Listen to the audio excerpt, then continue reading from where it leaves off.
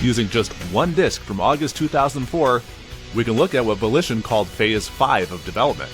Then titled Bling Bling, this PC version gives us the best look at what the game was at the time.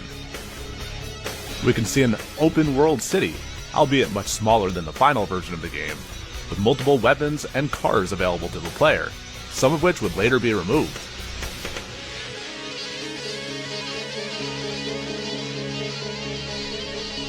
But we can also peek back into an earlier point in development using the same disc, which contains a version of the Phase 4 map, which was even more primitive by comparison. Stepping into the future and moving beyond the phase development process, we can see the development of the Milestone 1 city, which would eventually evolve into the Stillwater city featured in the final game. We can also follow some parts of the game's development past that time, though much of the work from early 2005 to May 2005, including a version of the game featured at E3 2005, requires an early Xbox 360 development kit from the alpha phase of the platform's development, which was essentially a modified Apple G5 Power Mac computer tower.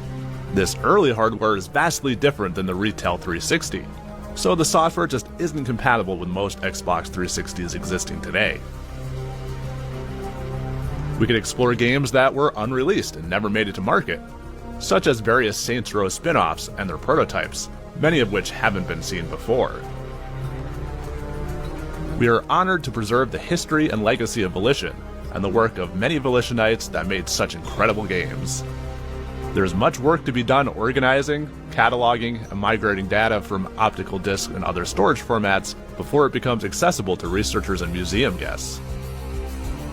I know there are going to be many questions about the collection in the coming months, so I hope to be able to share even more in the future. But until next time, thanks for watching.